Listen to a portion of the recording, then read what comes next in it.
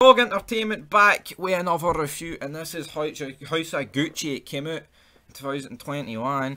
Right at the well, not right at the end of the year. I believe it was it was at the start of the December, around about that time. We've got Lady Gaga starring again. Obviously, she did that other one where she was singing a lot, and wasn't really a fan of that. The song "A Star Is Born," that I think that was the name of the movie, but the song was on the radio for an eternity. But here we have basically the story of Gucci and how the brand went absolutely downhill. Of course, it still exists today, but we basically get the whole story, and I feel like it was a pretty good movie, which helps as well. I didn't really have a clue about the whole story, so therefore, like, say you knew about the whole story, you know, you would know shit that happens. Well, I actually didn't really know how it would have ended and what other stuff would have happened. Obviously, by the time it gets to the end, you can kind of figure out where's this going. But basically, and it was a while ago I watched this. It was literally about 2.5 months ago. So we're going to try our best here. But we do have the likes of Lady Gaga in this, Al Pacino and Jeremy Irons. So it's a pretty star-stacked fucking cast. But we basically get introduced to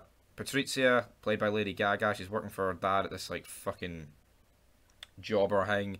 And then she meets Maurizio Gucci, who is the father of Rodolfo Gucci, whose brother is Aldo Gucci, and obviously them two own the other thing. We've also got Jared Leto in this.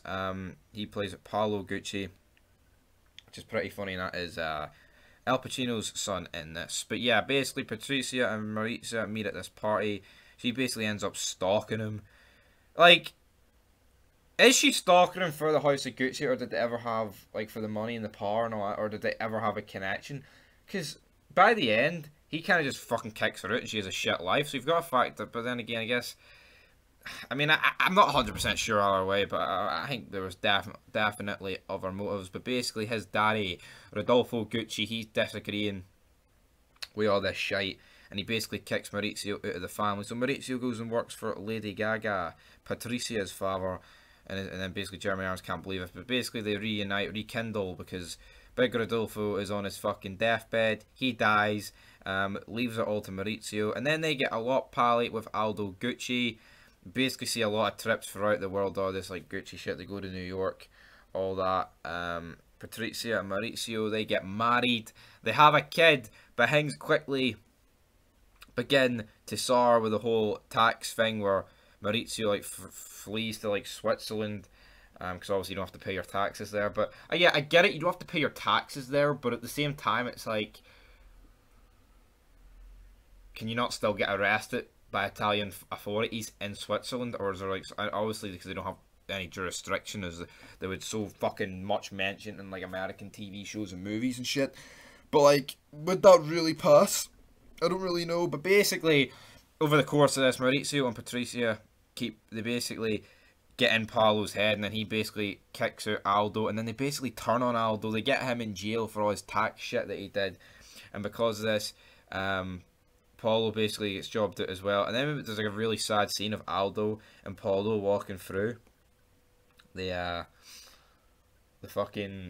airport, and then basically they agree to sell like all their shares and shit like that to the people who Maurizio's came pally with. And they own it. I can't even remember what they are. They're not Saudi Arabians, or like, they are not Iranians. They're Dubai. They're from Dubai. I think they're from Dubai. Don't quote me on it. But basically, it's sad by this stage, because obviously Gucci was like a family-run business, and by this stage, it's more just a company run by independents. And then essentially, Maurizio then basically removes Patrizia from all this. He meets this new woman,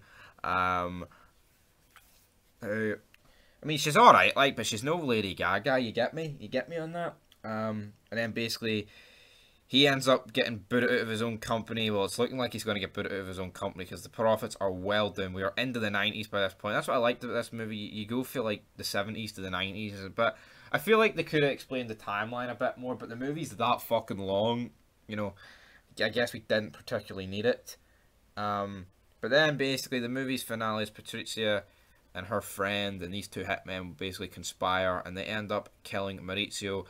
The amount of money they paid for this, like, it gets me, right? It's if you want a job well done, fair enough. I can understand it. I think it was 6 million euros. It could have been fucking more if my memory things me right. But they literally kill him in broad fucking daylight with no masks or nothing on. Oh, we need to know his daily routine. Well, that knowing his daily routine kind of goes out the window when you're doing it in broad daylight with cameras outside like this big massive building. I don't know if it was government or whatever, right? But you may as well just went to his fucking house and killed all of them.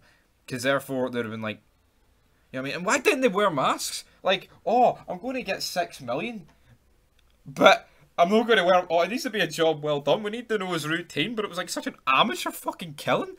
And it's not like you could say, oh, they only did that so Patrizia and all would end up getting arrested for the sake of the story. This is what fucking happened in real life. So I'm assuming they didn't wear it in real life. Because why would they take the mask off just for the movie's sake? But yeah, basically everyone involved gets arrested, and the House of Gucci brand lives on very shittily with no members in the family connected. So it is kind of sad in that way, because it is a true story, of course. But yeah, guys, that's how it ends, and it basically also I think it was like 97 she got sentenced, and she's still in jail to this day. Obviously, it's not Lady Gaga; it's the real life one, you know what I mean? But anyway, I felt like it was a pretty good movie. I feel like it did drag at points, but you know what? For what it was good. By like 2021/22 standards, it was a good movie. So I will give it a 7 out of 10.